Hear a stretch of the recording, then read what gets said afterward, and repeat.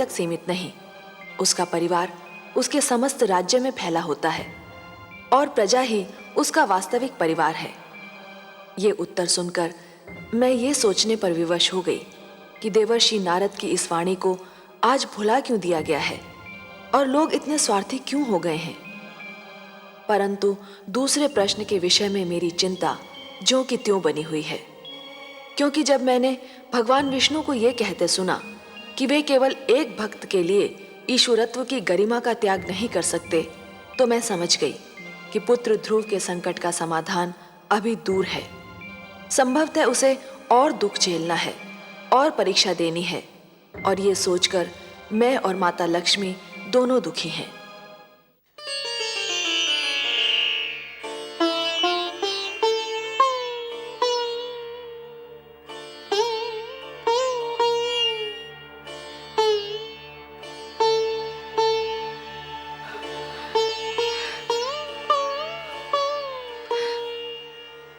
हे करुणा सिंधु, हे प्रभु, न जाने क्यों मेरा मन कांप रहा है। कोई डरावना भय मेरे मन को व्याकुल कर रहा है। कहीं मेरे पुत्र के प्राण संकट में तो नहीं। हे दया सागर, इस दुखियारी माता पर दया करो। मेरे पुत्र की रक्षा करो प्रभु, मेरे पुत्र की रक्षा करो प्रभु, मेरे पुत्र की रक्षा करो।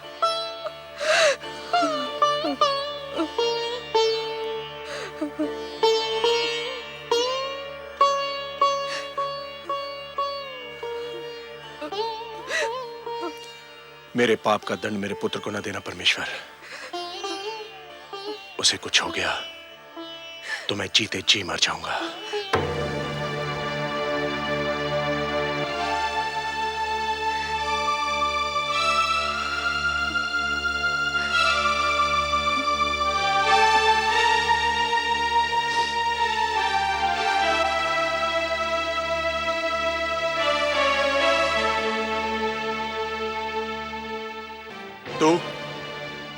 तू क्या करने आई है यहां? इसकी ममता के संसार में आग लगाकर उसके जलने का दृश्य देखने आई है? नहीं महाराज। क्या मिला तुझे हमारा सुख चैन छीन कर? धिक्कार है तुझे। चली जा, चली जा, नहीं तो मैं अपने क्रोध पर नियंत्रण नहीं रख पाऊंगा। जाने दीजिए स्वामी, जाने दीजिए। आप नहीं जानती महारानी सुनीति, यह सब इसी दुष्नारी का किया धरा है। ना ये ध्रुव को हमारी गोद से उतारती और ना हमें ये दुख भरे दिन देखने पड़ते। मैं कहता हूं चली जा, चली जा यहां से, कहीं मेरे हाथों से तेरी हत्या ना हो जाए। ऐसा मत कहिए स्वामी।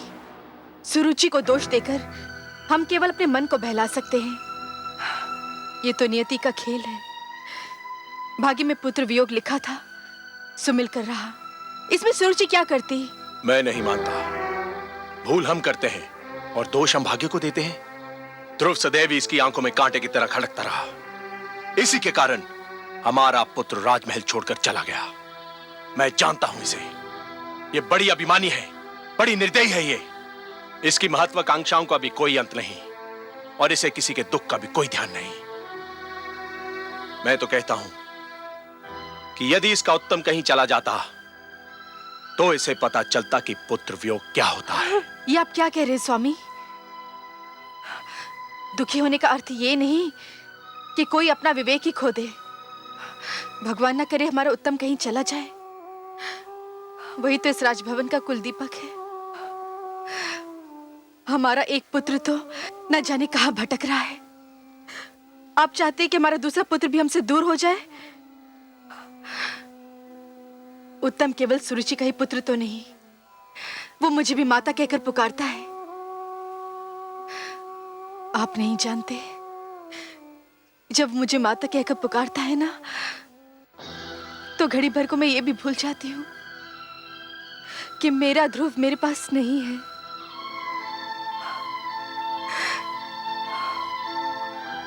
उत्तम के लिए कोई भी शब्द आप अपने मुंह से मत निकालिएगा। सुना तुमने सुरुचि? सुनी तुमने इस दुखियारी मां की बातें? ऐसी होती है ममता।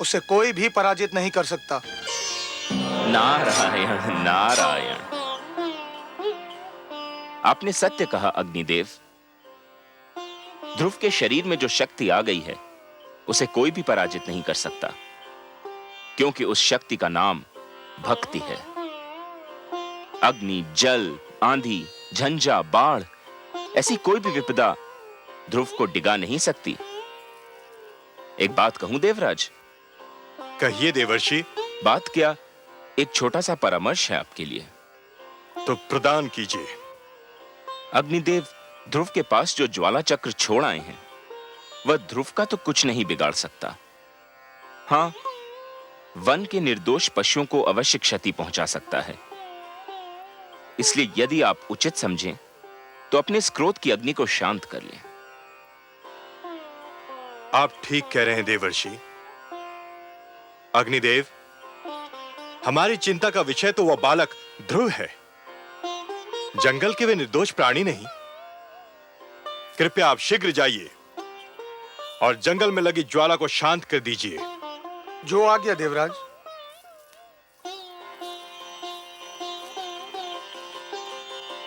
नारायण नारायण। ओम नमो भगवते वासुदेवाय। ओम नमो भगवते वासुदेवाय। ओम नमो भगवते वासुदेवाय। ओम नमो भगवते वासुदेवाय। ओम नमो भगवते वासुदेवाय। ओम नमो भगवते वासुदेवाय। ओम नमो भगवते वासुदेवाय।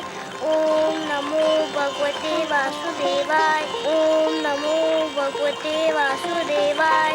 ओम नमो भगवते वासुदेवाय। ओम नमो भगवते वासुदेवाय। ओम नमो भगवते वासुदेवाय। ओम नमो भगवते वासुदेवाय। ओम नमो भगवते वासुदेवाय। ओम नमो भगवते वासुदेवाय। ओम नमो भगवते वासुदेवाय। ओम नमो भगवते। ओम नमो भगवते वासुदेवाय।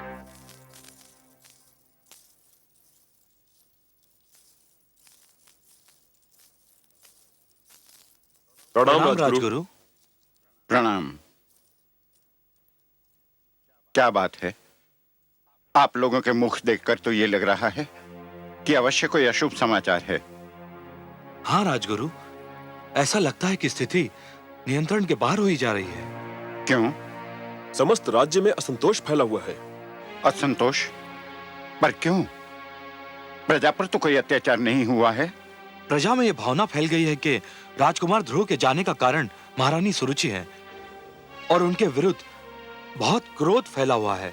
यदि प्रजा का यह क्रोध राजभवन की ओर मुड़ गया तो अराजकता फैल जाएगी। केवल आप ही महाराज को यह परामर्श दे सकते हैं कि वे प्रजा की भावना को शांत करने के लिए कोई उपाय करें। नहीं, महाराज इस स्थिति में नहीं कि वो कोई परामर्श दे सकें या ले सकें। पुत्र वियोग ने उन्हें निढाल कर रखा है।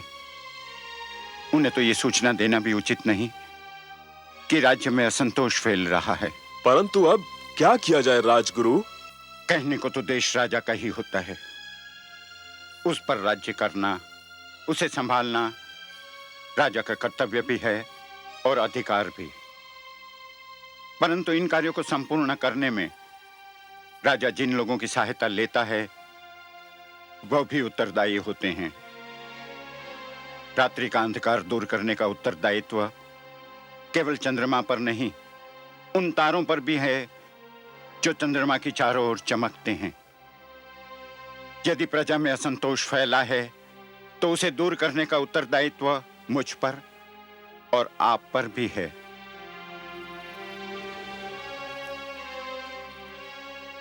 अब प्रजा को समझाइए कि राजकुमार ध्रुव जिस अभियान पर निकले हैं, भगवान से विनती करे कि वो अभियान पूरा हो।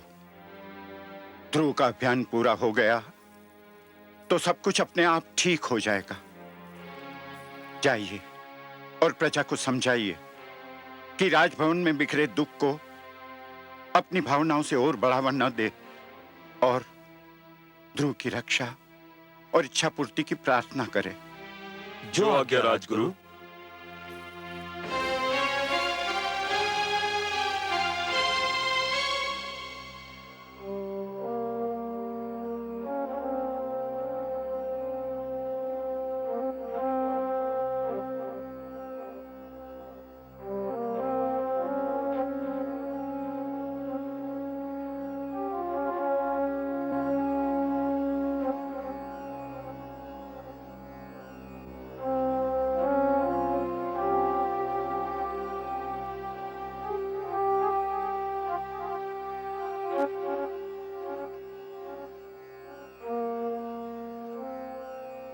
महाराज, राजसभा का समय हो गया है।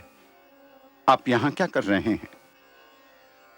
संसार के दुखों से पीड़ित होकर भगवान के चरणों में शरण ढूंढ रहा हूं राजगुरु। क्षमा कीजिए महाराज, आप भगवान के चरणों में शरण नहीं ढूंढ रहे हैं। आप तो जीवन के कड़वे सत्य से घबराकर पलायन का मार्ग खोज रहे हैं, वास्तविकता से दूर भाग रहे हैं। ये सच है राजगुरु, परंतु जिस जुआरे ने एक ही दाव में अपना सब कुछ हार दिया हो, वो और कर भी क्या सकता है? जीवन द्यूत कीड़ा नहीं है महाराज। ईश्वर ने मानव को जीवन कर्म क्षेत्र के रूप में दिया है। आप इसे कर्म भूमि से पलायन की शरण स्थली बना रहे हैं।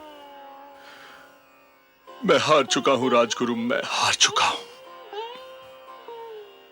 मैं इस कर्म क्षेत्र में जीवन का एक महायुद्ध हार चुका हूं। महाराज, किसी राजा का युद्ध हार जाना बड़ी बात नहीं है, पर किसी राजा का साहस हार जाना एक दुर्भाग्यपूर्ण घटना है। राजा का साहस व्यक्तिगत विषय नहीं होता। उस साहस के साथ प्रजा की आशाएं और उमंगें जुड़ी होती हैं। उस साहस के साथ प्रजा का भविष्य जुड़ा हुआ होता है। तो फिर मैं क्या करूं राजगुरु, मैं क्या करूं? उठिए और प्रजा के कल्याण की योजनाएं बनाइए। जो अपने परिवार का कल्याण ना कर सका, वो प्रजा का कल्याण क्या करेगा राजगुरु? यही तो आपकी भूल है महाराज। आपने केवल राजभवन की चार दीवारी के भीतर रहने वालों को अपना परिवार समझ लिया है, पर वो प्रजा जो आपकी जय जयकार करती है, वो सैनिक जो आपके एक संकेत पर अपने प्राण न्योछावर करने उठ खड़े होते हैं, क्या वो आपका परिवार नहीं है?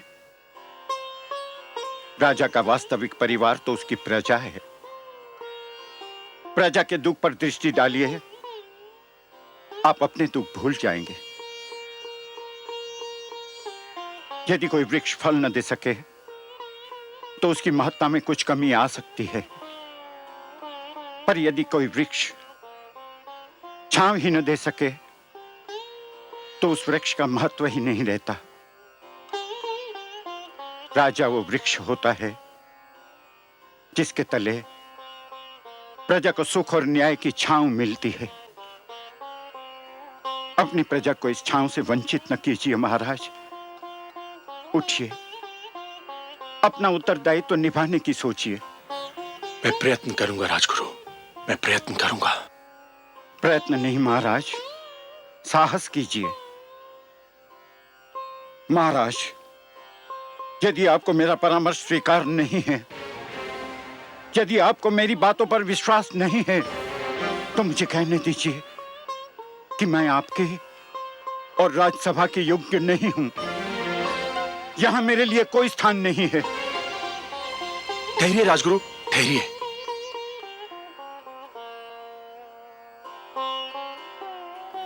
राजगुरु, मैं जीवन में बहुत कुछ खो चुका हूं।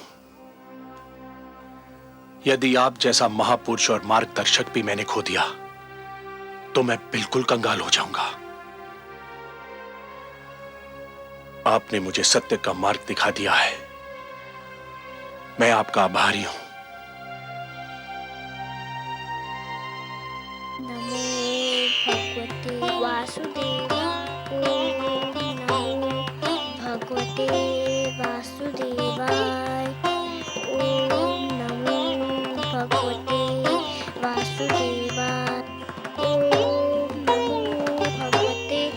वासुदेवाय। ओम नमो भगवते वासुदेवाय।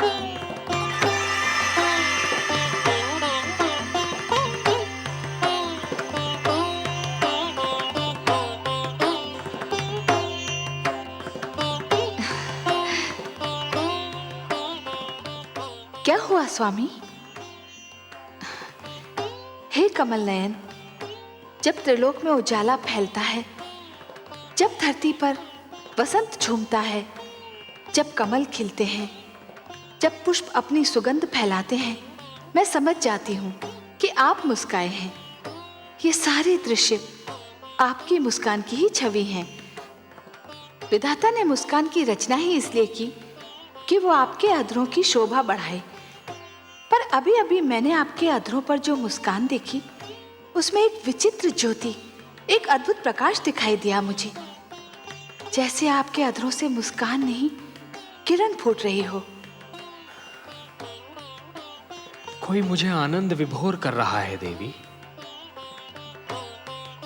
अवश्य ही सृष्टि के किसी भाग में भक्ति के प्रकाश का उदय हो रहा है।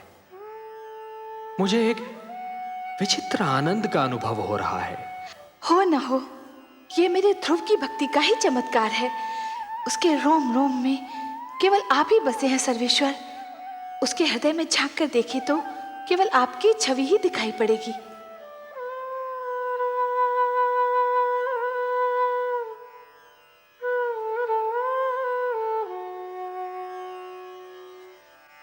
ओम नमो भगवते वासुदेवाय।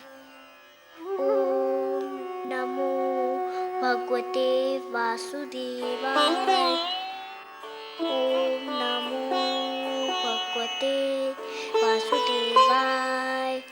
ओम नमो भगवते वासुदेवाय। ओम नमो भगवते वासुदेवाय। ओम नमो भगवते वासुदेवाय। ओम नमो भगवते वासुदेवाय। ओम नमो भगवते वासुदेवाय। ओम नमो भगवते वासुदेवाय। गुरुदेव, गुरुदेव, आप कहाँ हैं? नारायण नारायण। क्या है वत्स? मैं यही हूँ तुम्हारे निकट। क्या बात है? मुझे अभी अभी लगा जैसे भगवान विष्णु मेरे मन में आ गए हैं। मुझे लग रहा है जैसे भगवान विष्णु मेरे अंदर विराजमान है। अहो भाग्य, तब तो चमत्कार हो गया पुत्र। तुम्हारी तपस्या ने भगवान विष्णु का मन जीत लिया। मुझे तुम पर गर्व है। तुम धन्य हो पुत्र। तुमने सिद्ध कर दिया कि तुम मेरे शिष्य होने के अधिकारी थे। पर वे मेरे सामने क्यों नहीं आए?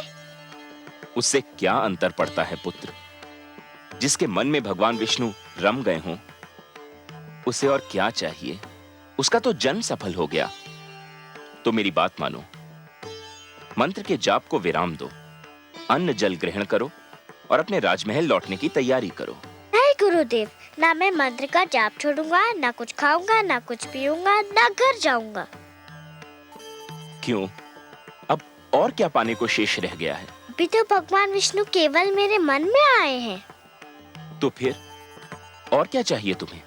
मैं चाहता हूँ कि भगवान विष्णु मेरे सामने आए। मैं उन्हें देखना चाहता हूँ। किंतु क्यों? मैं उनसे बात करना चाहता हूँ, उनसे कुछ पूछना चाहता हूँ। तुम्हारी मांगे तो बढ़ती जा रही हैं पुत्र, और जैसे जैसे तुम्हारी मांगे बढ़ रही हैं, वैसे वैसे मेरी चिंता बढ़ती जा रही है। क्या पूछना चाहते हो तुम? मैं उनसे पूछना चाहता हूँ कि मुझे मेरे पिताश्री की गोद से क्यों उतारा गया? मुझ पर अन्याय होता देखकर मेरे पिताश्री क्यों चुप रहे? संसार में ऐसा अन्याय क्यों होता है? इसलिए भगवान को मेरे सामने आना ही होगा, नहीं तो मैं यूं ही भूखा प्यासा रहूंगा। सुनो पुत्र, तुम भाग्यशाली हो कि तुम्हें इतना कुछ मिल गया। भगवान विष्णु को प्रसन्न करके उनका मन जीतने वाले तुम पहले सबसे छोटी आयु के बालक हो। अब और हठ न करो। भगवान विष्णु तुम्हारे मन में रम गए हैं तो समझो तुमको मिल ही गए। नहीं गुरुदेव, मैं उनको अपने सामने लाकर ही रहूंगा। उसके लिए जो करना पड़ेगा पुत्र, वो तुमसे नहीं होगा। आप बताइए तो सही, मैं अपने भगवान को देखने के लिए कुछ भी कर सकता हूँ। परंतु उससे तुम्हारे प्राणों पर भी संकट आ सकता है पुत्र। मुझे अपने प्राणों की चिंता नहीं है, मुझे तो बस भगवान विष्णु को देखना है। आप बताइए मुझे क्या करना होगा। नारायण नारायण, न जाने कैसे हठी बालक से पाला पड़ा है। अब इसके बाल हट का मैं क्या करूं? मुझे बताइए ना मुझे क्या करना है। नहीं पुत्र, तुम नहीं कर पाओगे, बहुत कठिन कार्य है। मैं कर लूंगा, आप बताइए तो सही। अच्छा तो सुनो, यदि तुम अपनी इच्छा की पूर्ति चाहते हो तो तुम्हें अपनी श्वास को रोकना होगा। कैसे? सुनो पुत्र, एक बार ओम का उच्चारण करके पूरी शक्ति से अपनी श्वास को अंदर खींचकर मन ही मन ओम नमो भगवते वासुदेवाय का तब तक जाप करो जब तक स्वयं भगवान विष्णु तुम्हारे नेत्रों के सम्मुख साक्षात न आ खड़े हों।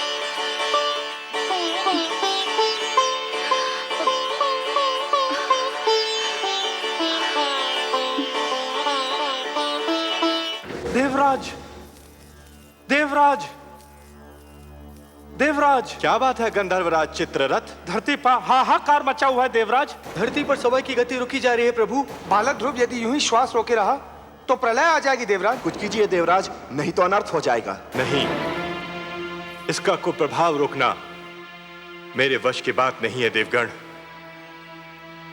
हमें ब्रह्मा जी के पास चलना चाहिए, अब वही इसका कोई उपाय बता सकते हैं।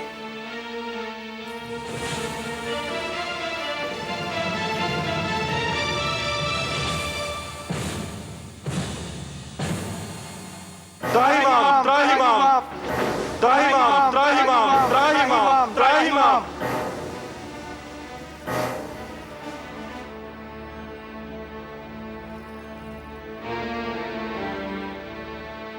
हे ब्रह्मदेव, कोई उपाय कीजिए, नहीं तो बालक ध्रुव के कारण अनर्थ हो जाएगा। उसने श्वास रोककर संसार की सारी गतिविधि ही रोक दी।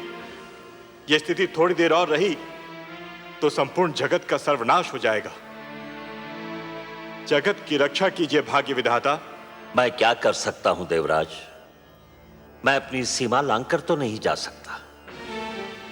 मैंने जगत की रचना कर दी, यही मेरी सीमा थी। जगत की रक्षा तो केवल वही विश्वाधार, पद्मनाभ, लक्ष्मीपति, करुणा सागर भगवान विष्णु ही कर सकते हैं। और फिर ध्रुव मेरा नाम तो नहीं जप रहा है कि मैं उसे शांत कर दूं। वो तो भगवान विष्णु के मंत्र का जाप कर रहा है। इस समस्या का संबंध उन्हीं से है और समाधान भी केवल वही कर सकते हैं। हमें मिलकर उनकी सेवा में चलना होगा। संसार को इस संकट से वही उबार सकते हैं।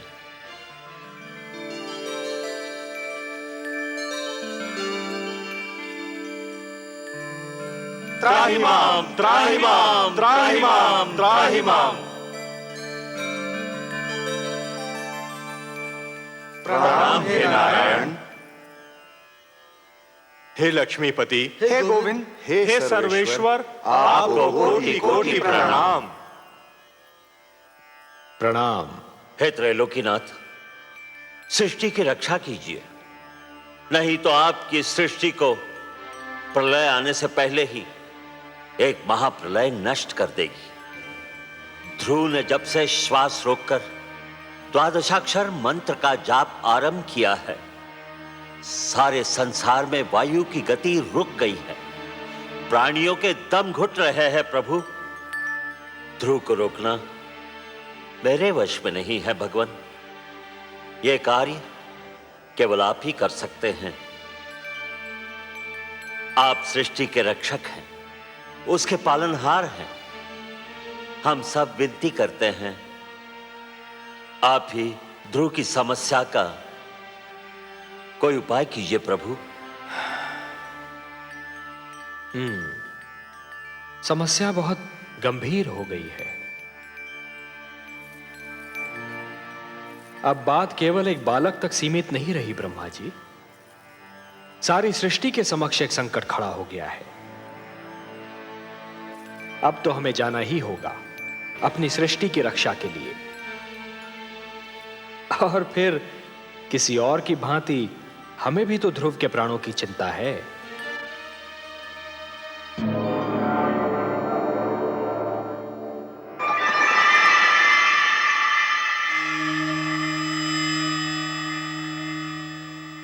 वासुदेव, वासुदेव, आप कहाँ चले गए वासुदेव?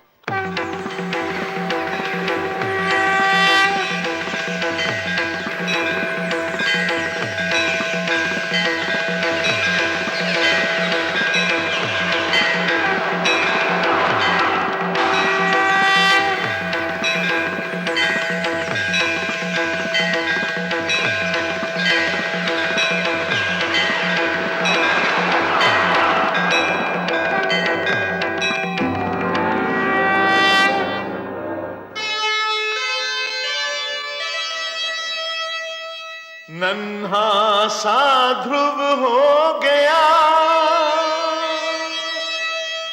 ऐसा भक्त महान, शक्ति दिखाई भक्ति ने, प्रगट हुए भगवान। वासुदेव, मैं कहीं नहीं गया वत्स ध्रुव। तुम मुझे अपने सम्मुख देखना चाहते थे ना, तो लो देखो, मैं तुम्हारे नेत्रों के सामने उपस्थित हूं। तुम विजयी हुए पुत्र, तुमने मुझे जीत लिया। तुम्हारे जैसा तपस्वी न कभी हुआ है और न कभी होगा। तुमने सिद्ध कर दिया कि जीव ब्रह्म का ही एक अंश है और अपनी साधना से ब्रह्म को भी धरती पर ला सकता है। तुमने यह सिद्ध कर दिया वत्स कि सृष्टि की सबसे बड़ी शक्ति है भक्ति। वत्स ध्रुव, अब श्वास लेना आरंभ कर दो पुत्र। अब मैं कहीं नहीं जाऊंगा।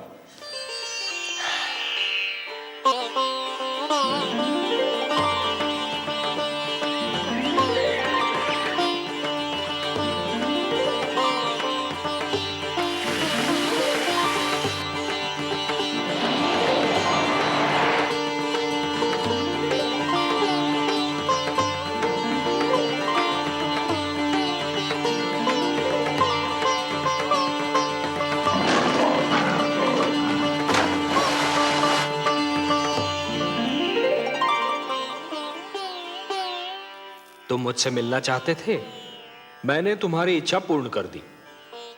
अब अपने माता पिता के पास लौट जाओ। नहीं भगवान, नहीं, अभी मैं नहीं जाऊंगा। क्यों वत्स? भी तो मुझे आपसे बहुत सी बातें करनी है, बहुत से प्रश्न पूछने हैं। प्रश्न? मुझसे? भला ऐसे कौन से प्रश्न हैं तुम्हारे मन में? मुझे बताइए प्रभु कि मेरी छोटी माता मुझे अपना पुत्र क्यों नहीं मानती? उन्होंने मेरी माताश्री को दासी क्यों कहा? उन्होंने मुझे मेरे पिताश्री की गोद से क्यों उतारा? मेरे पिताश्री ने छोटी माता को रोका क्यों नहीं? बताइए भगवान। अरे अरे अरे अरे अरे, इतने सारे प्रश्न एक साथ। अच्छा ये बताओ कि सबसे पहले तुम किस प्रश्न का उत्तर चाहते हो? मुझे मेरे पिताश्री के गोद से क्यों उतारा गया? अच्छा, तो इस प्रश्न ने तुम्हें सबसे अधिक व्याकुल किया है? हाँ भगवान। मेरे निकट आओ।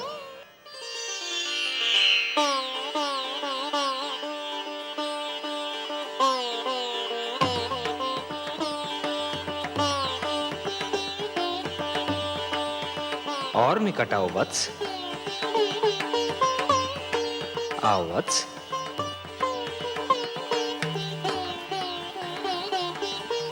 मेरी गोद में बैठ जाओ।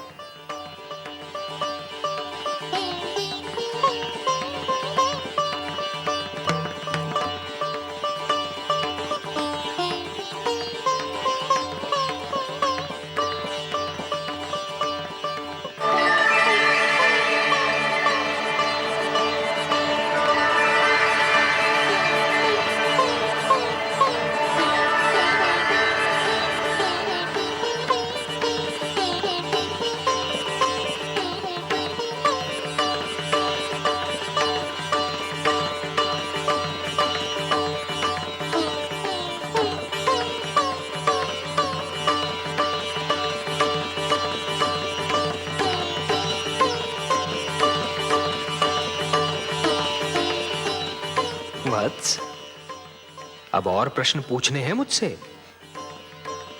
कुछ नहीं पूछना प्रभु, अब कुछ नहीं पूछना। अब तो मुझे हर प्रश्न का उत्तर मिल गया है।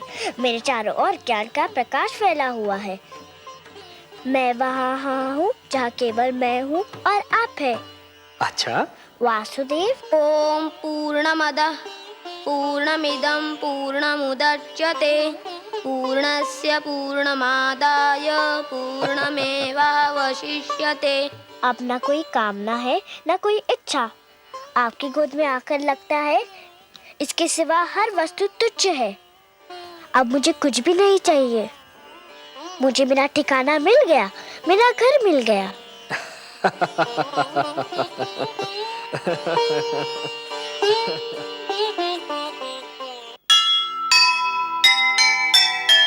दुनिया ने देखी नहीं प्रभु से ऐसी प्रीत।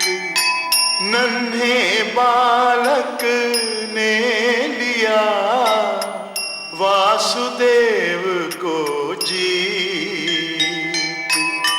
प्रश्नों के उत्तर मिले, सफल हुआ अभियान। सब कुछ उसने पा लिया जिसे मिले भगवान,